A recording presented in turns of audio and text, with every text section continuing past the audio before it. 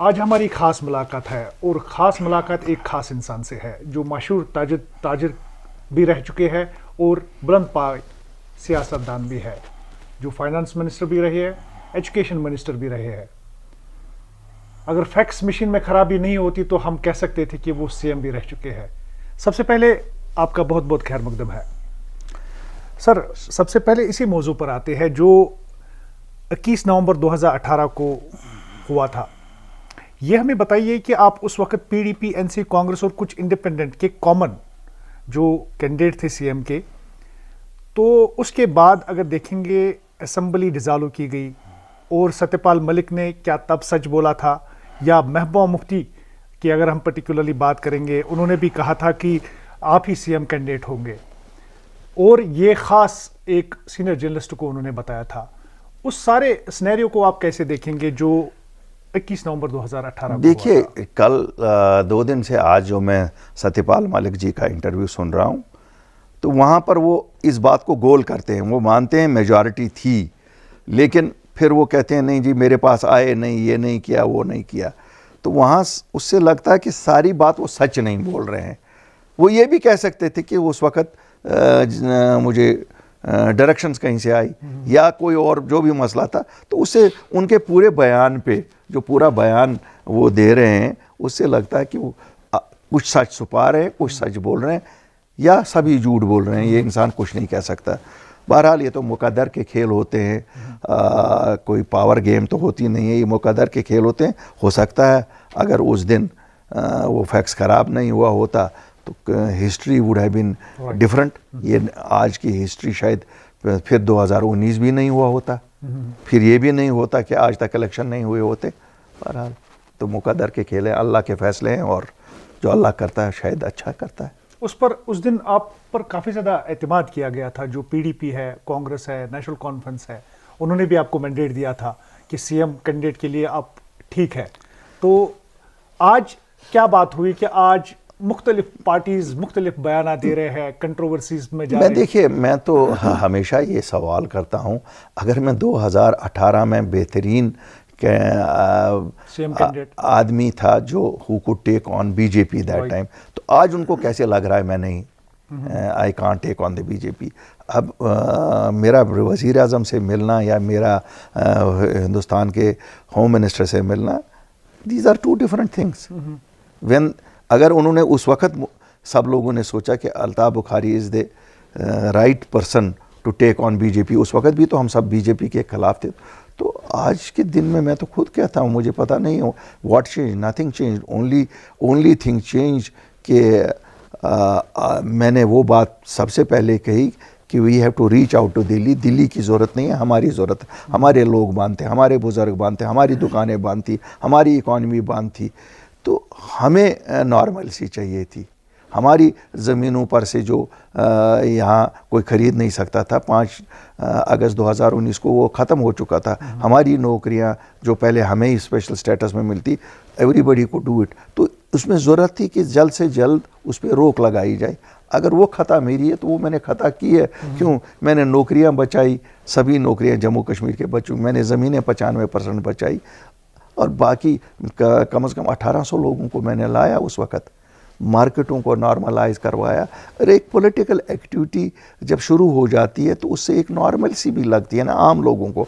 ठीक है जी, चोट जो पहुंचनी थी वो तो पहुंच गई, घाव जो लगना था वो तो लग गया, लेकिन जिंदा तो रहना है ना। तो मैंने वो शुरू की जिंदगी, और इनमें से बताए, इनमें से कौन सा आज तक मौन भारत पे सब बैठे हैं, नहीं जी कुछ नहीं कर रहे हैं। इनको भी चाहे 1 साल बाद ही करना पड़ा वही जो मैंने 1 साल पहले किया जी। बात तो हमें प्रैग्मेटिकली सोचना चाहिए।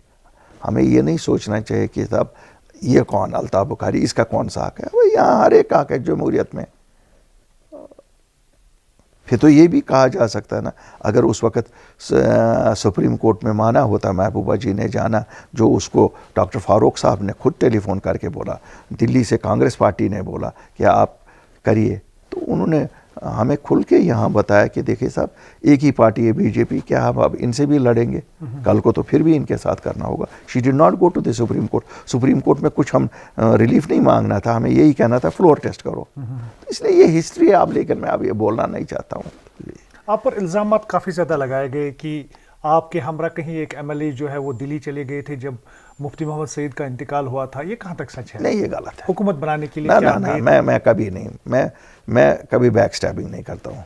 मैं आपको वसूख से कहता हूँ, ये कभी नहीं था। हाँ, ये बात ज़रूर है कि दिल्ली में एक सोच थी कि जब ये नहीं मानती थी कि किसी और को बनाया जाए, तो मैंने भी प्रिवेल किया दिल्ली में कि नहीं, इनको चांस दिया जाए और ये मानेंगी। कुछ टाइम इन्होंने लिया, कुछ टाइम, और बाद में मान गई। मैंने आपके उनके पक्ष में ही बात की। हम हमेशा, मैं तो सजू, मैं क्या, वो भी आज कहता मुझे क्या करती, मैं कहता ऐसा कुछ नहीं था।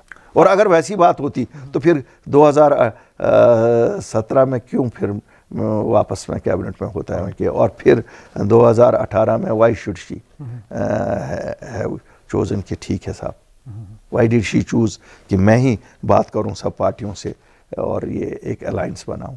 तो ये तो पब्लिक डिमांड थी ना, उस वक्त लोग कहते थे। तो आज आपकी पार्टी जो है 3-4 साल पुरानी पार्टी है। हाँ, 3 साल हो गए, 3 साल हो गए। तो आज अपनी पार्टी को आप कहाँ देखते हैं? अल्लाह का शुक्र है, बस अल्लाह का शुक्र है। मैं आपको जितना शुक्र हम अल्लाह का करें, अल्लाह ने 3 साल में इस पार्टी को एक मजबूत पार्टी के तौर पे ग्राउंड पे बनाया है। आज हमारी मेंबरशिप तकरीबन किसी भी पार्टी के साथ मुकाबला करो तो उसके हिसाब से हम 20 के 20 डिस्ट्रिक्ट्स में मौजूद हैं। हमारे साथ काफ़ी अच्छे लोग हैं और अल्लाह, मुझे लगता है अल्लाह बहुत मेहरबान रहा। लोग आज समझते हैं, वही लोग जो 2020 में कहते थे कि यार जो हमारे हरीफ कहते थे ये दिल्ली के एजेंट हैं, बी टीम है, और आज वही कहते हैं कि अल्ताफ़ बुखारी तो सच बोलता है। यही तो प्रैक्टिकल है। और अल्ताफ़ बुखारी ने जो 8 मार्च 2020 को बोला, आज भी वही बोलता है। मैं कोई चीज़ कम्युनल नहीं बोलता हूँ, मैं रीजनल नहीं बोलता, और मैं प्रैग्मेटिक बोलता हूँ। देखिए, हम कुछ भी करें, ये सच बात है, हमारा मुकद्दर लिखा गया है दिल्ली के साथ। हमें झगड़ा करना या बातचीत करना सब उनके साथ ही है। उन्हीं से जो मिलना है दिल्ली से ही मिलना है और कहीं से नहीं मिलना है। और क्यों नहीं, और क्यों नहीं, देखिए सब फिर क्या पॉलिटिक्स होती है?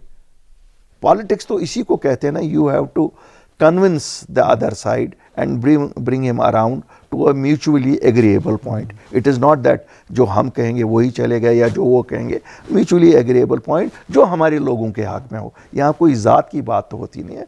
मेरा उसूल वही है, मैं टकराव की पॉलिसी में नहीं बिलीव करता हूँ। मैं बिलीव करता हूँ we will talk to them, keep on talking to them till we get what our people desire and whatever is good for our people। और क्यों नहीं देंगे? हम इस मुल्क के शहरी हैं। पॉलिटिशियन ये कह रहे हैं कि वो सिंसियर नहीं है। आपको क्या लगता है कि वो सिंसियर है? सिंसियरिटी पॉलिटिक्स में जो कहता है ना, सिंसियरिटी, ये sincerity in politics situation decides किसे आप सिंसियर कहते हैं, किसे नहीं सिंसियर कहते हैं। क्यों नहीं सिंसियर होंगे? जम्मू कश्मीर ताज है हिंदुस्तान का, why shouldn't they be sincere? अगर वो किसी पार्टी के खिलाफ बोलते हैं, मेरी पार्टी के खिलाफ दिल्ली हो बोलती है, या किसी के, वो तो उनकी पॉलिटिक्स है ना। वहाँ पर भी तो एक पार्टी है ना। वज़ीर आज़म के बिना भी तो बीजेपी एक पार्टी है ना। वज़ीर आज़म मुल्क का है, लेकिन बीजेपी तो एक पार्टी है ना। उनके अपने पार्टी मफादात भी तो हो सकते हैं ना। तो इसमें सिंसियरिटी क्या है? ये कोई पर्सन थोड़ा ही है क्या आपने सिंसियरिटी जज करनी है? यू हैव टू जज। वो अपनी पार्टी का इंटरेस्ट देखेंगे और उसके साथ साथ नेशनल इंटरेस्ट भी देखेंगे। क्यों? उनका वो इस मुल्क के वज़ीर आज़म हैं या वज़ीर होम मिनिस्टर हैं। हम जब बोलते हैं तो हम अपने लोगों का इंटरेस्ट देखते हैं ना। उसमें सिंसियरिटी और ना सिंसियरिटी, हमें भी अपने लोग, हमें ये नहीं देखना चाहिए कि हमें क्या सूट करता है एज लीडर्स, कि यार अगर हम ये बोलेंगे तो हमें शायद कहेंगे शायद ये भी दिल्ली से मिल गए। इसमें दिल्ली से मिलने वाली क्या बात? ये कौन सी चोरी है? ये कौन सी तो ये है कि हम दिल्ली से बात करेंगे और ना किससे बात करोगे? हमने देखा हमारे लोग 20 साल जाते रहे दिल्ली। 3 साल से आप बात कर रहे हैं, कुछ फ़ायदा हुआ ही ना। अगर बात नहीं की होती तो कैसे आप प्रोटेक्शन जॉब्स में लाता, कैसे ज़मीनों पे प्रोटेक्शन लाता, कैसे ये 2000 लोगों को आज भी जो हम नौजवानों के लिए बात करते हैं, अगर कोई छूट रहा है, छूट ही रहे। कैजुअल लेबर्स अभी भी सड़कों पर है। देखिए वो तो जैसे देखिए वो तो फिरदौस साहब, मैं तो वो मानता हूँ ना, ये इसीलिए तो हम कहते हैं इलेक्शन होने चाहिए। ये इलेक्शन में मैंने आपको कहा ये सब चीज़ें हम करेंगे, मैं नहीं कहता हूँ कि नहीं करेंगे। नहीं कर रही है इस वक्त की एडमिनिस्ट्रेशन। इसीलिए जब मैं तनकीद करता हूँ, मैं तनकीद बराई तनकीद नहीं करता हूँ, मैं इन्हीं मसलों पे करता हूँ कि ये सीरियस नहीं है। वो जो मसले जिनसे 2-4 लोग हैं वो नहीं करते हैं। जैसे रिलीजियस लीडर्स की मैं बात करता हूँ बंदूक उसी को। पर मैं आने वाला था एक्चुअली। मैं आपने कल एक स्टेटमेंट दिया था जिसमें रिलीजियस लीडर्स के बारे में आपने बात की थी, और यहाँ पर आपका मकसद क्या था? देखिए मैं बताऊंगा, किन लोगों की बात आप कर बंदूक रहे थे? बंदूक कंट्रोल हो गया, काफ़ी हद तक कंट्रोल हो गया। पिछले 8-9 महीने से कोई लोकल मिलिटेंसी की तरफ नहीं गया। अब वबा जो हमारी सोसाइटी में फैली है वो ड्रग्स की है, और ये हमारी जनरेशन्स को ख़त्म करेगी। इसमें लड़का भी है, लड़की भी है, बूढ़ा बुज़ुर्ग भी है, छोटा भी है, सब हैं। तो मैंने कहा देखिए, एक तो ठीक है हमने स्पोर्ट्स के मीडियम से लोगों को इन्वॉल्व करने का सोचा है। दूसरा हम कहते हैं रिलीजियसली क्यों, religious leaders have a role. तभी मैं कहता हूँ मौलाना फ़ारूक साहब को छोड़िए, मौलाना दाऊदी साहब को छोड़िए, मुश्ताक वीरी साहब को छोड़िए, बाकी लोग जो हैं जिनका रोल रहा है। इसी तरह मैं आज आपको खुल के कहूँगा, ठीक है जमात इस्लामी को for its political stand ban किया, लेकिन let them be allowed to have religious activities. उनके साथ गवर्नमेंट ऑफ इंडिया को बात करनी चाहिए, क्योंकि जमात इस्लामी बुनियादी तो एक मजहबी जमात है ना, एक मज़हब पे काम करती है। तो उनकी पॉलिटिक्स के साथ हमें इत्तेफाक नहीं है। हमें शायद उस चीज़ के साथ इत्तेफाक नहीं है जो हमें लगा कि जिन एक्टिविटीज़ को वो बढ़ावा देते थे। तो जमात के साथ भी गवर्नमेंट ऑफ इंडिया को करना चाहिए। फॉर द रिलीजियस चीज़ें तो वी शुड अलाउ। रिलीजियस में तो मुझे नहीं लगता कि, मैं तो अपनी अकल से कहूँगा कि क्यों नहीं, they are not untouchables. They have been part 72 में उनके 5-7 MLAs थे। गिलानी साहब 87 थे।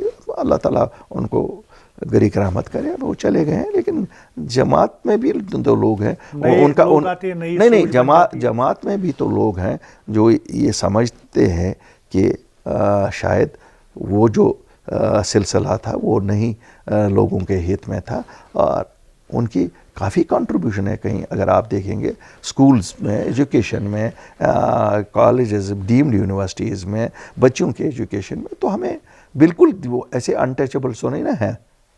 ठीक है, political part, separate the political part probably, जो हमें भी लगता है क्योंकि हम भी फील्ड में हैं। There are elements who feel Jamaat should do religious. Jamaat में भी एलिमेंट्स है कि हमें रिलीजियस काम ही करना चाहिए, हम पॉलिटिकल से बाकी दूर रहना चाहिए। और आज कौन सपोर्ट करता है? मुझे नहीं लगता है जमात, अब चूँकि जमात इस्लामी बैंड है तो इसलिए जमात इस्लामी के हिसाब से तो, बट हम देख रहे हैं काफ़ी सारे इंडिविजुअल्स जो जमात इस्लामी के साथ थे आज वो भी they are not supporting anywhere separatist elements और सो कॉल्ड मिलिटेंट एलिमेंट्स। तो इसलिए ऐसे थोड़ा, जब हमें कहते हैं ना होमोजोनस, एक फेज़ ऑफ रिकॉन्सिलेशन में हम आ गए ना। मैं जो कहता हूँ we are in a phase of reconciliation. Credit goes to the home minister of India या सिक्योरिटी फोर्सेस जो इन्होंने इतनी चेंज लाई लोगों। आप देखिए नौजवानों के जहन में कितनी चेंज आई है। आप डाउनटाउन जाइए, देखिए कितनी चेंज आई है। आप आम आदमी के जहन में आप देखिए, जब ये डिमोलिशंस हो रही थी, घर तोड़े जा रहे थे, आपको पता है इमोशनल कितना इंसान होता है। कहीं आपने एंटी इंडिया नारा सुना? तो ये चेंज है ना।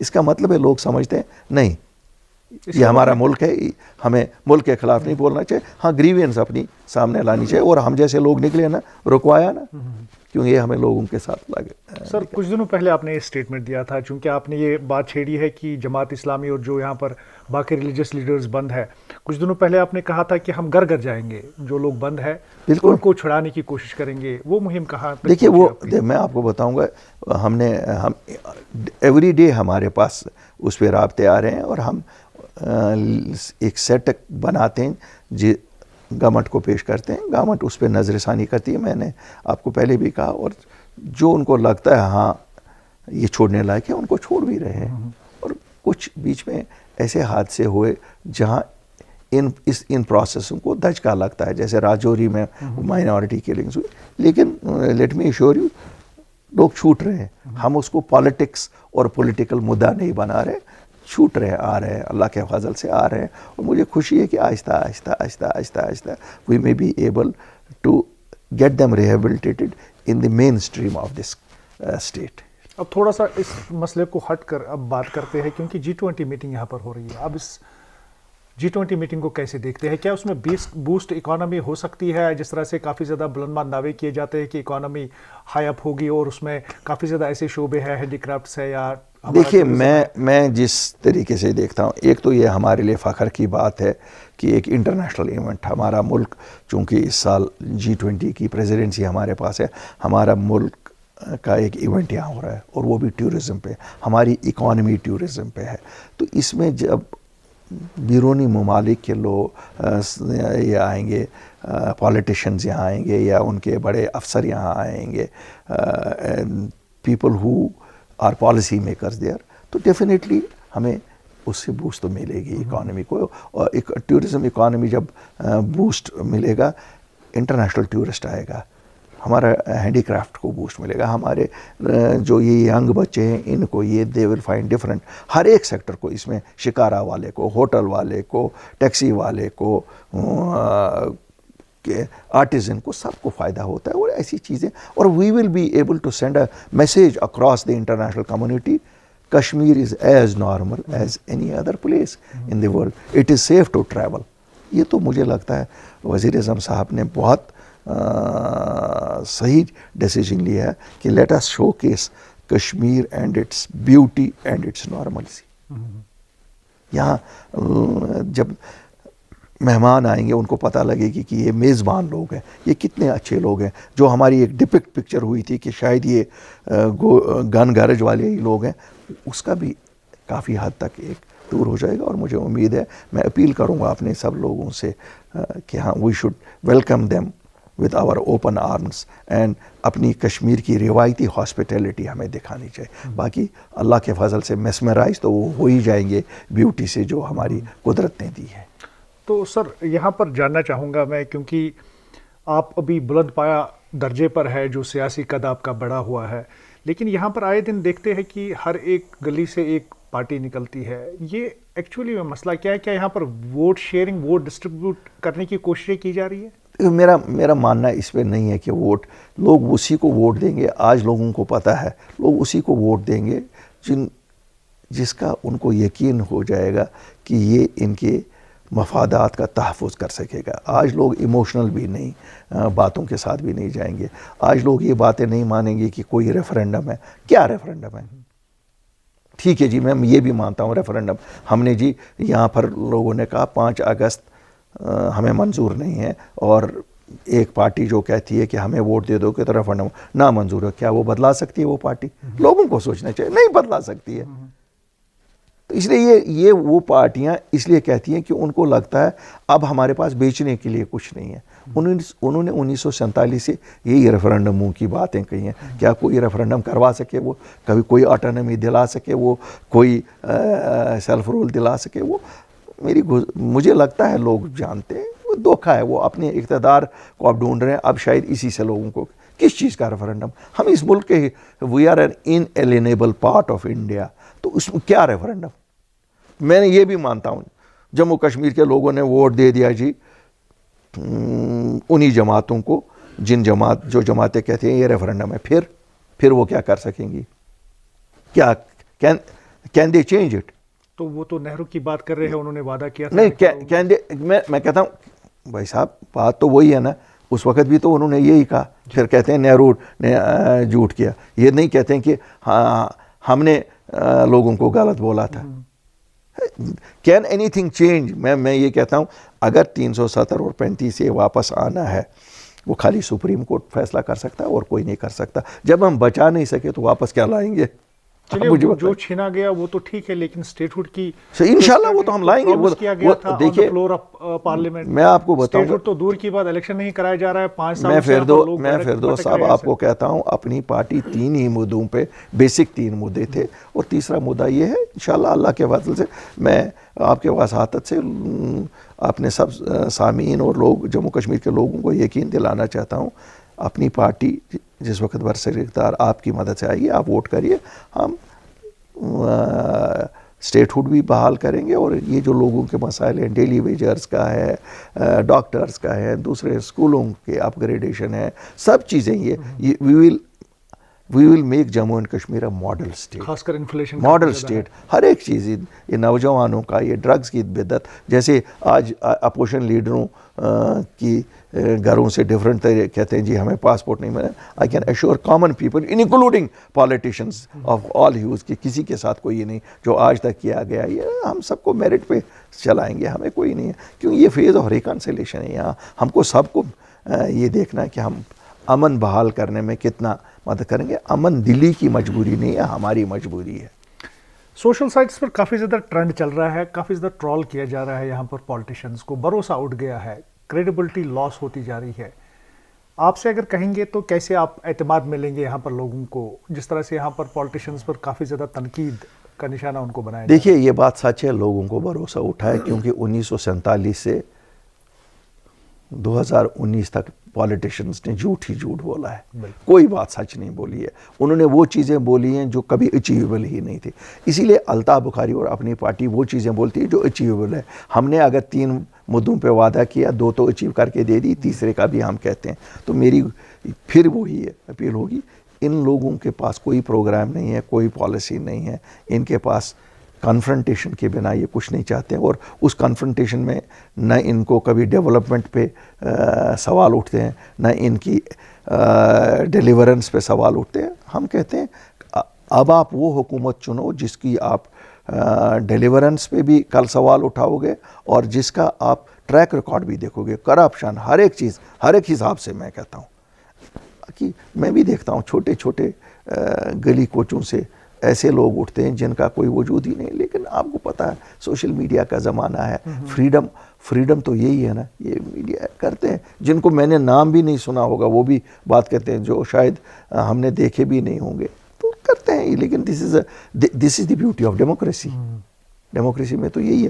बाकी ये सच है, यहाँ ब्यूरोक्रेसी और जो बीजेपी बैक सीट ड्राइविंग कर रही है, वो लोग इलेक्शन नहीं कर रहे हैं, क्योंकि अनअकाउंटेबल, विदाउट एनी अकाउंटेबिलिटी इस वक्त राज कर रहे हैं। तो हमारी तो कोशिश है, हम तो वही पीसफुली लोगों के थ्रू द पब्लिक मीडियम जो हम जल्द से जुलूस करते हैं, वहाँ से वज़ीर आज़म को अपील कराते हैं कि साहब जल्द से जल्द हमारी स्टेटहुड बहाल करिए और इलेक्शन कराइए, और वही हम करते रहेंगे। तो और क्या है, और तो हमारे पास आखिर में जानना चाहेंगे सर, क्योंकि आप अभी काफ़ी ज़्यादा, अगर हम आंकड़ों की बात करेंगे तो दूसरे नंबर पर आप यहाँ पर बड़ी पार्टी अब मानी जाती है नेशनल कॉन्फ्रेंस के बाद।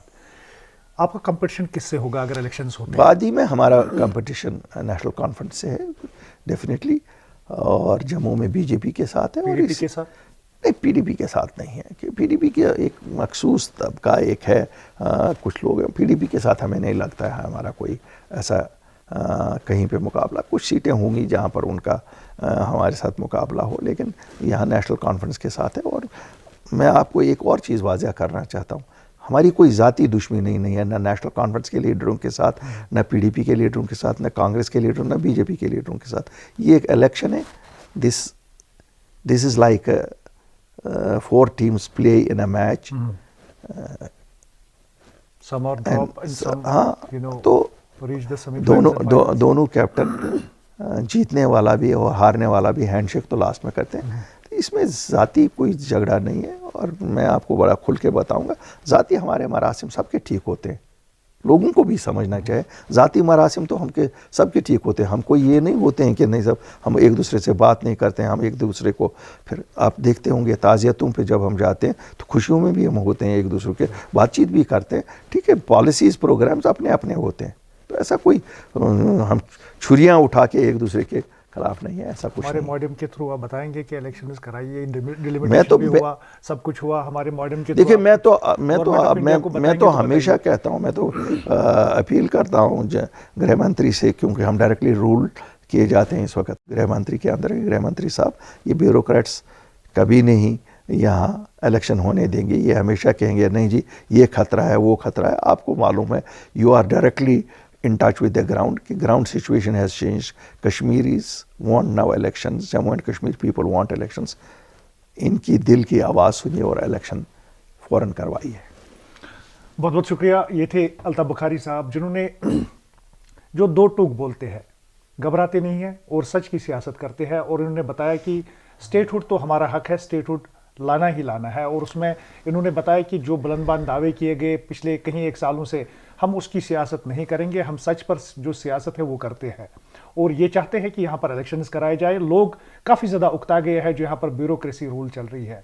और साथ में इन्होंने बताया कि हमने कहीं एक तहफ़्फ़ुज़ात जो नौकरी के हवाले से है और जो ज़मीन के हवाले से है वो भी हमने दिलाए हैं, लेकिन आइंद अभी हम दिल्ली का रुख करेंगे और जो बाकी यहाँ पर जो ग्रीवेंसेस हैं लोगों की वो उन तक पहुंचाएंगे। और इन्होंने खासकर एक बड़ी बात की कि जमात इस्लामी जो है उनके लीडर्स को भी रिहा करने की ज़रूरत है और जो बाकी रिलीजियस लीडर्स इंक्लूडिंग मीरवाइज और जो बाकी रिलीजियस लीडर्स हैं उनको भी छोड़ने की ज़रूरत है। अगली बार आपको नए एक खास मेहमान से मिलाएंगे, तब तक आप जेके न्यूज़ टुडे देखते रहिए। अपने मेज़बान और मेरे साथी जानन वानी को दीजिए इजाज़त। अल्लाह हाफ़िज़।